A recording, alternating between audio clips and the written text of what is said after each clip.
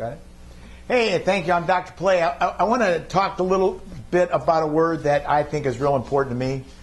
And I hope that if you take a look at this word, you'll think of it differently. The word's motivation. Motivation. I don't know what that means to you, but I'll tell you that from my standpoint, it's a positive emotion that has to do with accomplishing things that are important to you in life. And when I think about motivation, I'm going to tell you, I come up with two phrases that to me are the epitome of a linear far right, far left. On one end, you have people that say, what for? What for? That's the epitome of no motivation. Why should I try? Why should I get up this morning and jog or exercise because I'm going to die anyway? And why not enjoy life by doing nothing? We see people that say, what for? Because they never make the effort to set up any type of schedule of things to do, places to go. They never try to create any new neural pathways. We talked about that last week.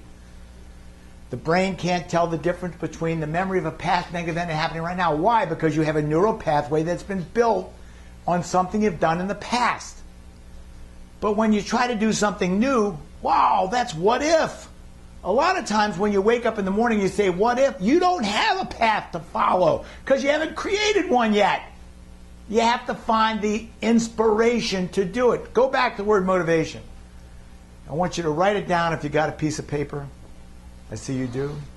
And you write the word motivation and you put two new vowels in it. It's actually motive action. Motive action.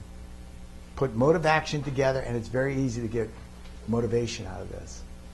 So when I talk to you about motive of action, and I talk to you about the idea of what if versus what for, and if you will, last week's topic, if you will, how to build positive emotions. Remember that one? We talked about the one negative emotion that is it's everywhere when we talk to people that say, what for? And that's cortisol, the stress hormone. The idea that I'm at a dead end, that I have nowhere to go. And why should I try? Because it's a dead end. There are no jobs out there. Why should I apply? Why? Because I know by the way I think, by the way I live, by the way that I interact with the world around me, what for? What for people don't have motive of action? Because they have no dream.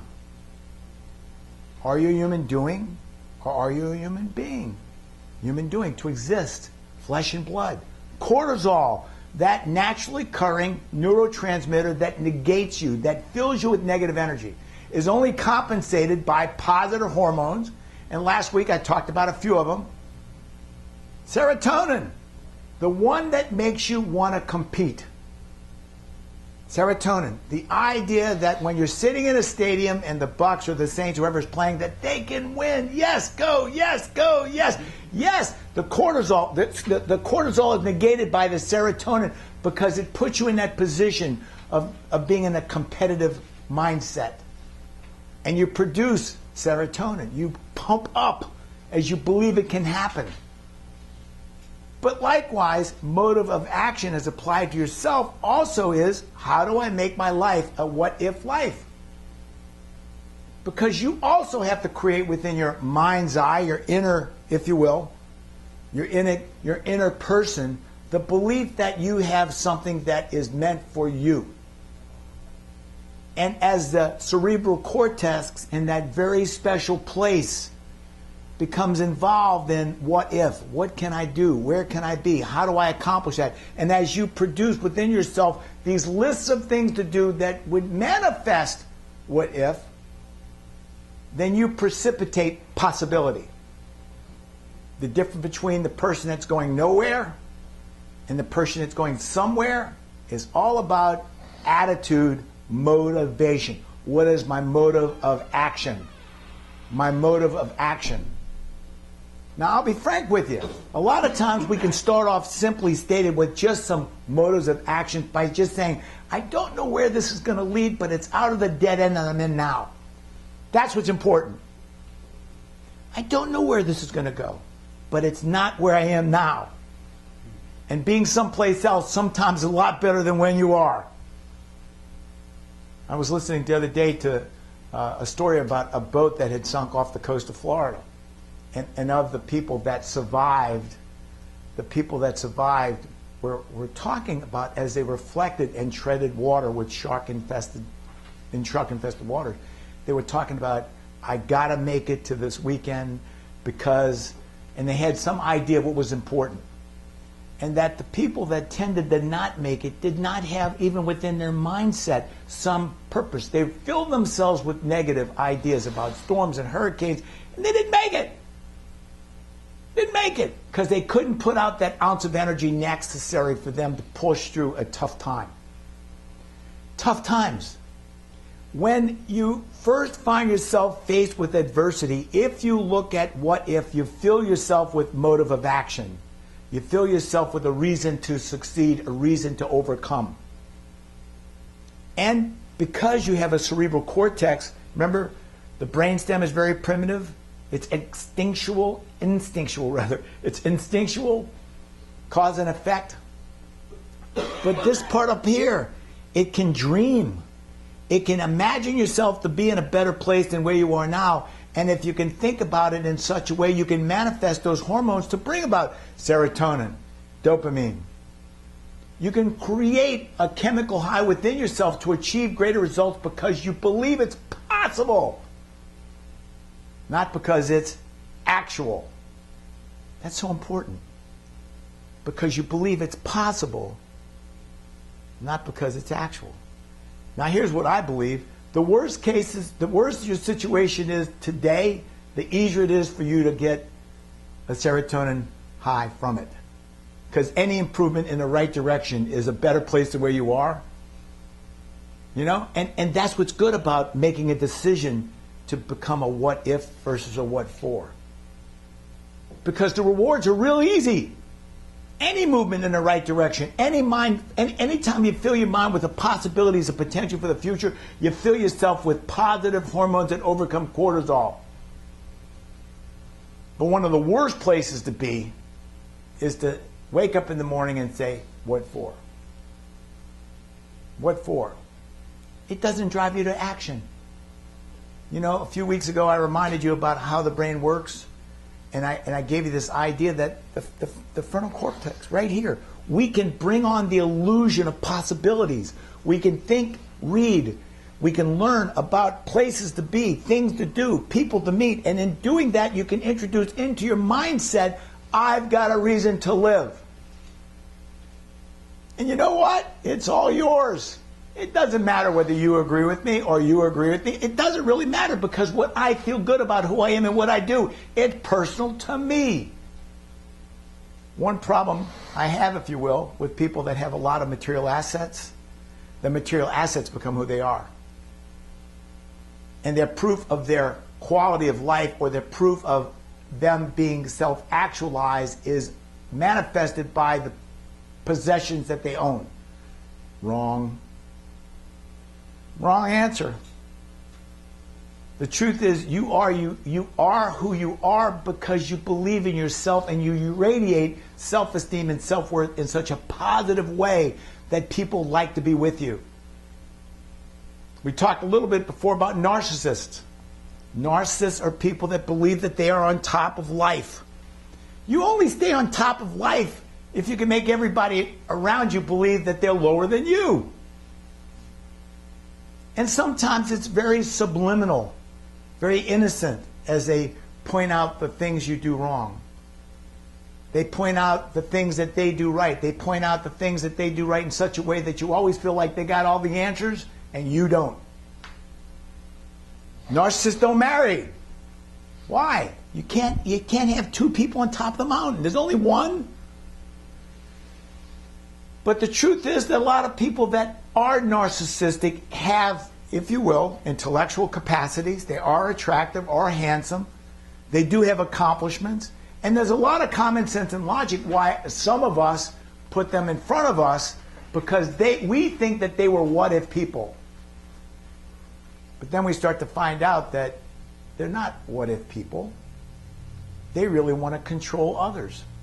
They get ahead by stepping on others, by making others feel inferior, by making others feel if you will, that they have deficits. When you take a look at the word motivation, motive of action, it's real easy to see that the right way to be is to be a what-if person. It's real easy to see that when you wake up in the morning, if that alarm clock isn't going off, shame on you. Because the alarm clock shouldn't be going off because you got a place to be because someone asked you to be there. The alarm clock should be going off because you got something to do for your schedule, and it's important for you to meet your goals in your life. I have friends all the time. They say, I ask them, what are they doing? I'm going to sleep in today. I don't know how to do that. I really don't know. I have no desire to sleep in. None. None. And maybe it's a chronic problem, if you will, but when the sun's up, I'm up. My first 2-3 minutes of life in the morning is thinking about what I got to do for the day, and then I'm out the door. I'm planning my what-if day.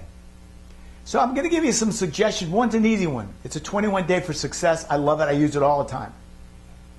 I find something that I want to achieve and I make it something personal to me. Remember the cerebral cortex?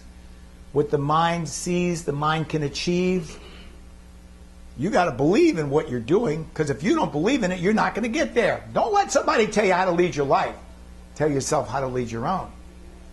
Rate your day as how hard you tried for the day you live, not on whether you did it according to somebody else's rules or regulations. It's insignificant. I don't want to hear that. Don't tell me how to lead your life, and don't tell me how to lead my life. We don't need to do that. 21 days is when I ask you to set up a specific goal. And for 21 days, at the end of each day, you're going to make a list of everything you did to positively contribute towards that goal. You're going to be solutions focused. Remember my definition of commitment? In relationships, I will spare no emotional energy to problem solve that we may stay together. Commitment for yourself. I will spare no emotional energy to achieve those things that I determined were important for me today. And at the end of the day, you're going to make a list of all those things you accomplished for that day to move you towards that goal. Now, what's important is it's not a diary. It's not a diary of what you did the last 21 days. What it is a diary. It's an artifact of showing you your actions for each day that contributed to the next day to build upon the achievement of that goal. Now, a few years ago, I did this program here for the first time because I wanted to get my company moving into a different direction. And I'm going to tell you what I experienced. Okay? I set up the 21-day idea, and I started working on it. I set some goals, etc. And then, of course, day 2, I looked at what I did to day 1, and I built on that. And day 3, I looked at what I did from day 2 to day 1, and I built on that. What happened to me for that particular experience was by the time I got to day 10, I was so pumped up. I could feel the adrenaline. I could feel that, oh my God, I got a lot to do. And there was a lot of cortisol being formed in my body because I was stressing myself out. So I also found what I had to do is start working on the positive hormones. I had to go to the gym and work out, force myself to go to the gym and work out even though I didn't want to do it. I had to believe in myself enough that I had to start thinking about my way of thinking. Is your glass half empty or is your glass half full? That's really important. I can look at a situation and think of it in such a way that's negative and from that produce cortisol, or I can look at the same situation and think of it positive and produce serotonin, dopamine, or some other neurotransmitter. And sometimes you have to look forward to believe there's a better place to be because the work that you're doing today is so difficult, you got to find the energy. You got to believe there's going to be a payback. You heard me say this once before, you can't drive the car forward if you keep looking in the rearview mirror. I'll give you one more, ready? Sometimes the best thing to do is not the thing you do the best.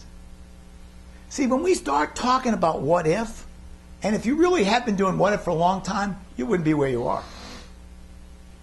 90% of the people I talk to and ask, do you like your life where you are? 90% say, no. 90%. And then when I start to ask a few more questions, I'm the one that looks at them and said, somewhere along the line, you started to say, what for? I don't know when it started. Now, for most of the men and women I work with, it's because of divorce. You know? In fact, just before this class, I was outside, and one of the guys was saying, man, I don't belong here. This is the wrong place for me. And if you knew the crazy person I was married to, you'd understand why I shouldn't be here. And my first response was, if you murdered a nut, whose fault is it? Yeah. If you married somebody crazy, quit blaming the crazy person. If you argue with a crazy person and then you convince me, because I respect you and I've gotten to know you, that that person was crazy, then I'm also going to give you feedback to say you're crazier than they are. And you're in the right place. Why? Because somewhere in your past life you were attracted to this craziness, but you didn't know the difference. So maybe now we can learn the difference so that we can prevent this from happening again. That's the what if. To a person that says what for when they don't want to try to change. That's the answer. If you keep doing the same thing over again that you've always been doing, then don't expect different results. By the way, that's the definition of crazy, isn't it? Can somebody tell me what the definition is? Doing the same thing over and over again and expecting different results? That's the definition. Look it up. Look it up, okay? So from today, I want you to think about two things. Take the word motivation, break it up into two words. Motive of action. If your motive of action is what if, and you start setting up a 21-day plan to make some accomplishment, and you take your items from each day and build upon it, you're going to find success. I have done this particular exercise probably for 9 years with different clients, and I'll tell you the success rate is over 85%. When a person establishes a goal and starts working on it. Now, you're going to say, well, 15% don't work. That's because a lot of times people head off in a direction working on a goal that they really didn't understand. And they hadn't done their homework. Does that make sense to you? So if you have a 21-day goal that you want to go to a university and get accepted, understand, you better have a high school diploma. And I've had people go off to try to do things, and they did it perfectly, but it just didn't work out. It had nothing to do with their effort. It had to do with timing. Timing's got to be part of this. And so sometimes setting up your goal for your 21-day plan is important. I don't care what you start off on. I don't care what it is. It can be to get in better shape physically because you gain pounds over the Christmas holidays. It can be that you want to take a look at an educational program and get accepted into some educational program, and that's great too. What bothers me more than anything else is you don't learn unless you try. And unless you try, you learn. The feedback loop is overcoming, overcoming, overcoming. And if you will, believing in yourself. When you look in the mirror, what do you see? Kind of an interesting question. When you look in the mirror, what do you see? Do you see the reflected ideas, criticisms of who you are? Or do you see your self-inner being that believes in what you can be? I work with a lot of people that have self-image issues because they've been in a terrible relationship, they've been morally broken, emotionally they've lost their spirit, and they truly get out of bed by the hardest because they feel like they are a broken person. You heard Clary talk about guilt and shame. It's not unusual to have guilt. Guilt, I didn't try hard enough and I think I can do better, so therefore I compare myself to where I am and where I want to be, and I can improve. Guilt is healthy. Guilt is a way for you to compare yourself to two different standards and for you to make a decision to change. Shame, on the other hand, not good. In a bad relationship, when it's pointed out to me everything I've done wrong for such a long period of time that I feel like I can do nothing right, I'm now shame-based. And when you truly look at people that have to make the decision about what if versus what for and that idea of motive of action, you're going to find people that are shame-based have real problems finding motive of action because they say what for. But it's not who they are, it's who they've been taught to be. Big difference. Big difference. Being who you are versus being who you've been taught to be. Big difference. And for some of us, it may not be a broken relationship. It could just be a childhood experience. How we were raised. Hey, I hope you enjoyed this topic about motivation. Think about what if, what for. Think about the 21-day plan. You got my email address. Understand, I want to hear about your success if it's working for you. And do not hesitate to let me know what that looks like. Thanks, the man.